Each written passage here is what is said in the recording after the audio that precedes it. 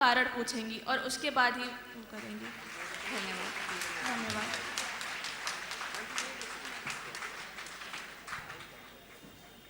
मेरा नाम अंकिता सचदेवा है। जैसे कि आपने गांधी जी का उदाहरण दिया, गांधी जी ने तो ये कहा था कि अगर आपके एक गाल पे कोई चाटा मारे तो दूसरा गाल अपना आगे कर दीजिए। तो उस प्रकार आपको एक बार, दो बार, तीसरी बार, चौथी बार आपको कोई मारता जाएगा तो आप चुप बैठेंगी, बल का प्रयोग नहीं करेंगी।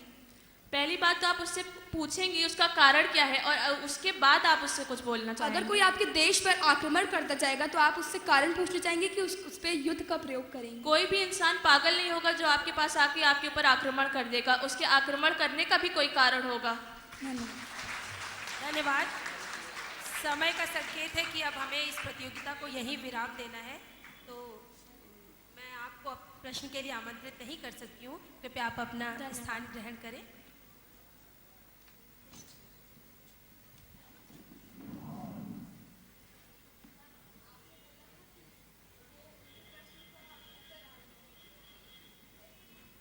वो मैंने निर्णायक मंडल से कहा था, आप नहीं देंगे, आप नहीं देंगे। हाँ, जस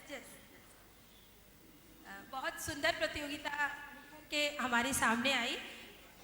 1 घंटे के अल्प समय में बच्चों ने जो भी तैयारी की, बहुत ही संतुलित, बहुत ही समृद्ध और सार्थक तरीके से हमारे समक्ष विचार रखे।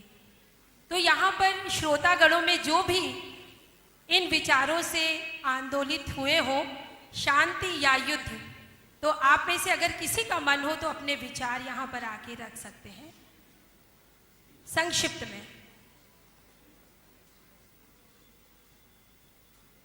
शायद सभी सहमत हैं हमारे आज के प्रतिभागियों से, पक्ष से भी सहमत है और विपक्ष से भी सहमत है।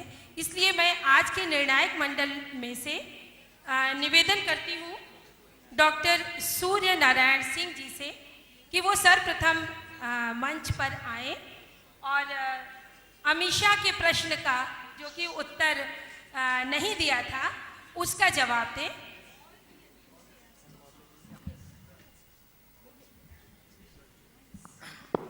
आदरणीय सेंट जोसेफ स्कूल के प्रधानाचार्य और पदाधिकारीगण और अध्यापक, यहाँ उपस्थित प्रतिभागी, अतिथि और छात्र मित्रों, मैं बहुत आभारी हूँ कि मुझे लगभग हर साल यहाँ बुलाया जाता है और मनोज का प्रेम है, स्नेह है, तो मुझे खींच लाते हैं। यहाँ आकर आप सबके बीच में एक नई ऊर्जा भी मिलती है, अपना छात्र जीवन भी याद आता है, अच्छा लगता है, इसलिए आ जाता हूँ। निर्णायक होने का दायित्व था, इसलिए निर्णायक को निष्पक्ष होना चाहिए और मैंने उस निष्पक्षता का भरपूर निर्वाह किया। अब मेरा पक्ष है, अब मैं भी किसी पक्ष से सहमत असहमत हो सकता हूँ आपसे बात करने की प्रक्रिया में। मैं उम्मीद करता हूँ हमारे यहाँ वाद विवाद को तत्वबोध से जोड़ा जो गया है। वादे वादे जायते तत्वबोध। वाद विवाद लड़ाई के लिए नहीं, युद्ध के लिए नहीं, बल्कि सत्य तक पहुँचने का एक रास्ता है, निष्कर्ष तक पहुँचने का एक रास्ता है। मैं उम्मीद करता हूँ कि जो लोग इस प्रस्ताव के विपक्ष में बोल रहे थे, यानी युद्ध को अनिवार्य मान रहे थे, वह भी अपने निजी जीवन में ऐसा नहीं मानेंगे। एक दायित्व तो यह भी है कि उस छात्रा के प्रश्न का उत्तर दिया जाए, वो मैं आखिर में दूंगा। मैं सिर्फ एक उदाहरण से, अमेरिका का बार बार उदाहरण आया, एक छात्रा ने, किसी ने बिल्कुल ठीक पकड़ा था कि जब घोर मंदी का दौर था, आंतरिक अर्थव्यवस्था चरमरा गई थी, तो उससे निपटने का, उबरने का रास्ता था हथियारों की बिक्री और पूरी दुनिया में युद्ध छेड़ देना। वो बिल्कुल सटीक विश्लेषण है, वो अर्थशास्त्रियों के तथ्य से संपुष्ट है।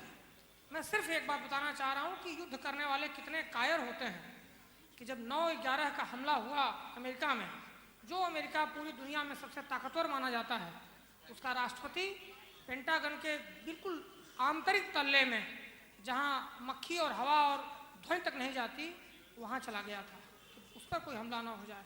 बाहर से जो जितना ही क्रूर और आक्रामक दिखता है, बहादुर दिखता है, वो भीतर से कितना कायर होता है। दूसरा उदाहरण, हमारे यहाँ कुल एक धोती को 2 टुकड़े में पहनने वाले, एक लंगोट पहनने वाले, जिनके साथ कोई सुरक्षा नहीं थी, जिन्होंने जीवन भर कोई सुरक्षा नहीं लिया, मारे गए अंततः एक हत्यारे की गोली से। लेकिन उसके बावजूद दुनिया उस रास्ते पर चलने के लिए तत्पर है। उस मृत्यु ने उनके व्यक्तित्व का क्षरण नहीं किया, भौतिक शरीर का नाश हुआ, और वो विचार आज पूरी दुनिया में कितने प्रासंगिक हैं। शांत की अहिंसा की पूरी दुनिया मुरीद है। इन दो उदाहरणों से मैं सिर्फ ये बताना चाह रहा था कि वाद विवाद के बाहर, मैं उम्मीद करता हूँ कि 1 घंटे पहले आपको बताया गया, लाइब्रेरी से कितना मैटर आपको मिला होगा, फिर जल्दी जल्दी में आपने उसे तैयार किया, बहुत कुछ तो भूल जाता है मंच पर आते आते, जो थोड़ा बहुत बच पाया उसको आपने प्रस्तुत किया। इस प्रस्तुति में जो संभावनाएं छिपी हैं इस प्रश्न पर बातचीत करने में, मुझे लगता है कि आप बहुत संभावनाशील और बहुत प्रतिभाशील हैं। आप सभी लोग गणितीय पद्धति में कोई हार जीत हुई होगी, कोई आगे आया होगा, कोई प्रथम आया होगा, कोई तृतीय आया होगा, वो एक दूसरी बात है।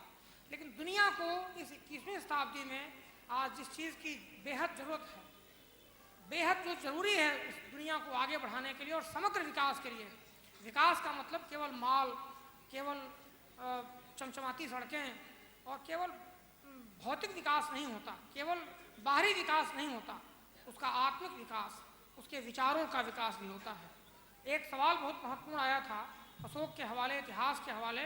कलिंग युद्ध के बाद अशोक जैसे क्रूर शासक को, जिसने कलिंग का युद्ध किया था, और कहा जाता है कि लोक मान्यता है कि अपने 99 भाइयों की हत्या करके गद्दी पर बैठा था, उसको विरक्ति हुई और उसने बौद्ध धर्म अपनाया। मुझे लगता है कि जो हमारे यहाँ थोड़ा दर्शन की ओर अगर हम चलें तो जो ईश्वर की परिभाषा है, जो ईश्वर के लक्षण हैं, उसमें शुभ, सत्यम, शिवम, सुंदरम, शांति, अहिंसा, ये जो परम मूल्य हैं वो ईश्वर में है। मनुष्य उस ब्रह्म का ही अंश है। हम लोग यही मानते हैं कि मैं ही ब्रह्म का अंश हूँ, मेरे भीतर भी उसी ब्रह्म का निवास है। तो अगर देखें तो दार्शनिक स्तर पर, सामाजिक स्तर पर एक क्रूर मनुष्य, एक अविकसित मनुष्य, एक अनगढ़ा मनुष्य, जब उसकी सांस्कृतिक प्रक्रिया में का निर्माण होता है, यानी बायोलॉजिकल फिगर से कल्चरल फिगर की ओर जब हम जाते हैं, तब हम मनुष्य माने जाते हैं, तब हम इंसान माने जाते हैं। वरना हम सभी अपने स्वभाव में पशु के बराबर हैं। पशु से अलग होने की प्रक्रिया ही जो सामाजिक प्रक्रिया है, हमारी सामाजिकता है, वही हमें पशुता से अलग करती है। तो युद्ध, उन्माद, आक्रोश, यह सब पशुता के लक्षण हैं, यह सब मनुष्य विरोधी लक्षण हैं, यह सब असांस्कृतिक होने के लक्षण हैं, यह सब उग्रता के लक्षण हैं। और मनुष्य होने का, सांस्कृतिक मनुष्य होने का, सांस्कृतिक प्राणी होने का, सामाजिक प्राणी होने का और साथ साथ ब्रह्म के अंश होने का, अगर उस अर्थ में भी कहें तो यह दायित्व बनता है कि हम युद्ध, जहाँ युद्ध करना भी पड़ा, किसी ने ठीक कहा कि वह युद्ध अंतः शांति की खोज में अपरिहार्य था। गीता का संदेश नवजागरण के दौर में 2 विचारकों ने गीता की व्याख्या की, तिलक ने और गांधी ने।